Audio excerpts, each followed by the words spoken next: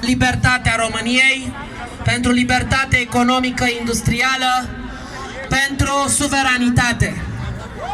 Vă rog frumos să ne iertați că nu am știut că vor veni cu bătaia. Am fost deschiși, am fost de acord să fie unitate. Au venit la noi, ați venit la mine și mi-a spus: ce e asta, doamna Diana? Ați spus să mă unesc cu ei. Au venit jandarmii, m-au întrebat și am spus: da, e ok. Dar se pare că nu a fost ok. Drept pentru care de acum încolo va fi fiecare cu meeting-ul lui, pentru că mie ce mi-a fost dat să văd astăzi, că spum mi-am luat în burtă astăzi aici, nu mi-am închipuit vreodată că se va putea realiza de către oameni politici sau de către membrii lor de partid. Astăzi s-a văzut mizeria umană. Eu nu regret că am organizat acest meeting. Întotdeauna sistemul este supărat când Șoșoacă organizează meeting-uri pentru că nu le poate controla. Astăzi, deci v-am rugat, domnilor jandarmi, să puneți acolo acel gard. Deci în partea dreapta mea, vă rog, închideți gardul. Dacă nu, sunteți principalii vinovați de ceea ce se va întâmpla. Deci vă rog frumos, nu, închideți gardul, nu mai am ce discuta. Bun. Da? Voi trebuie să ne protejați. Vreți să nu fie violență? Închideți gardul acolo în dreapta. Nu mai am ce discuta, am discutat destul. Ce să discutăm? Vă pune sistemul?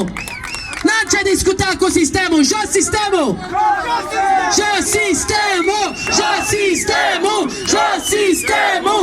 Jos sistemul! Jos sistemul! Jos sistemul! Marcel, te rog frumos, spune-i să închidă gardurile. Avem protest organizat până la 23. Eu nu vreau să mă mai unesc cu tot felul de derbedei care fac violență aici. Punct! Aici sunt oameni ok. N-avem nevoie de mizerii. De-aia nu mai vin oamenii la meeting-uri. Din cauza unora care instigă la violență, care vin și se suie pe genunchii altora care muncesc pe bune. De aceea, deci am rămas siderată când am auzit în urmă cu 2 luni, 2 octombrie. Au luat-o pe ideea că ce a fost anul trecut. Și anul trecut, la fel, dezbinare. Să nu vii, să nu te urci pe scenă că-ți rup picioarele, să nu vii că-ți dau în gură, să nu... Numai așa s-a mers. Nu se poate așa ceva. Nu se poate. Românii trebuie să vadă adevărul. Nu poți să te unești cu cei care vor bătaie, cu cei care înjură, cu cei care fac violențe și cu oamenii sistemului. Deci, vă rog frumos, îi rog pe jandarm să închidă acolo acest gard. Dacă nu închideți, sunteți principalii vinovați. Și așa astăzi m-ați luat cu nu puteți să luați astea de audio, că vezi, Doamne, nu puteți. Cum să nu puteți? Dacă eu v-am spus că nu mi-aparțin și aparțin altora, n-aveau ce căuta aici. Punct. Da? Știu. Deci, să vii la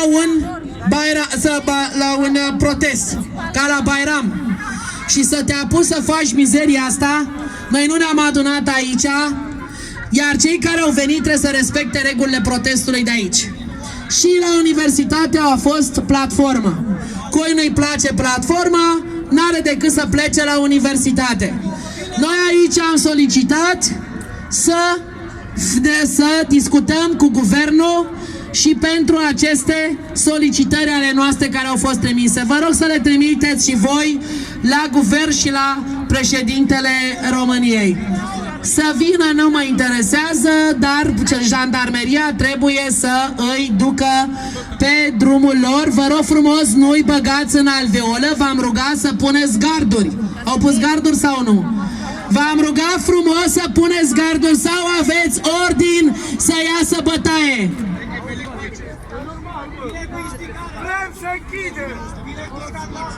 Nu, mie îmi puneți garduri acum. Punem garduri. Deci puneți garduri cum au fost și până acum, domnul Velicu, vă rog frumos.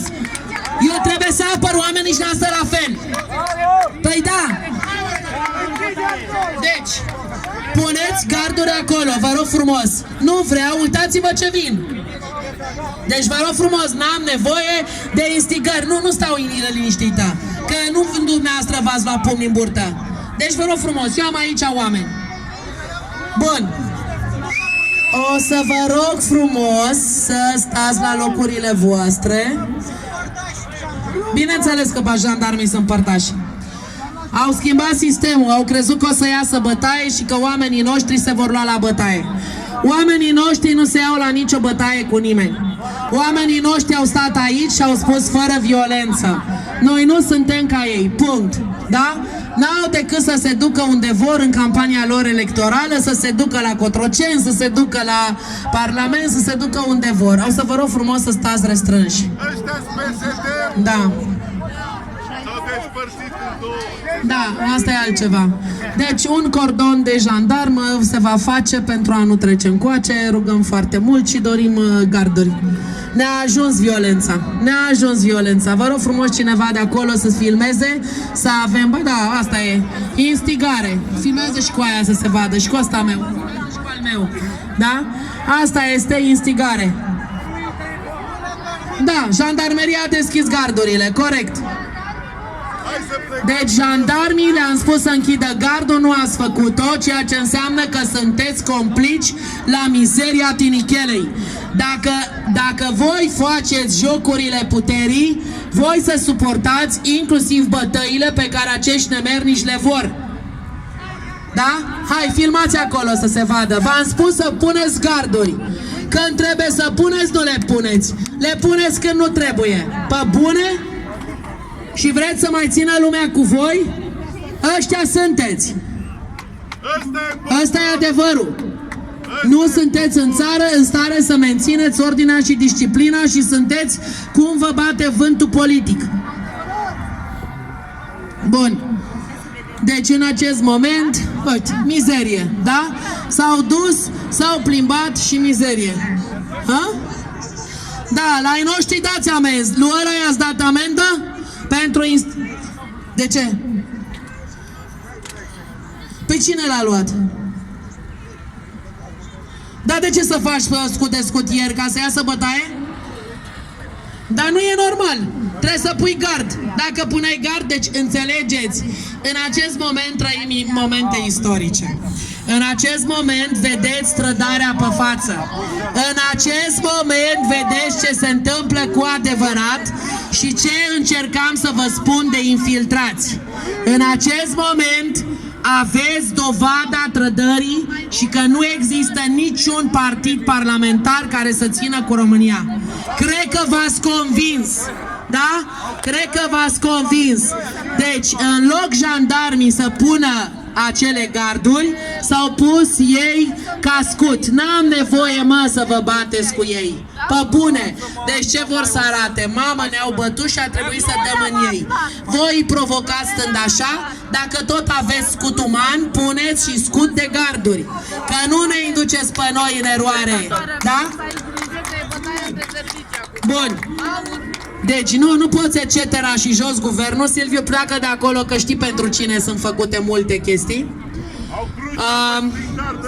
Păi bineînțeles că trebuie plecat de acolo. O să-i rog pe băieții mei, băieții negru, vă rog frumos, duceți-vă unul lângă Silviu, vă rog frumos.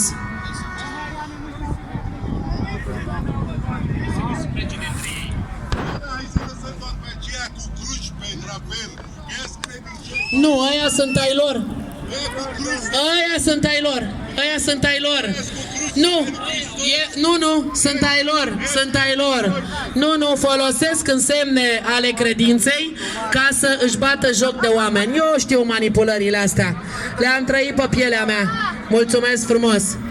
Da, deci au venit noaptea să facă scandal, în loc să stăm aici să strigăm jos guvernul. Da? Noaptea ca hoții ați venit. Noaptea ca hoții! Noaptea ca hoții! Noaptea ca hoții! Jos guvernul! Jos guvernul!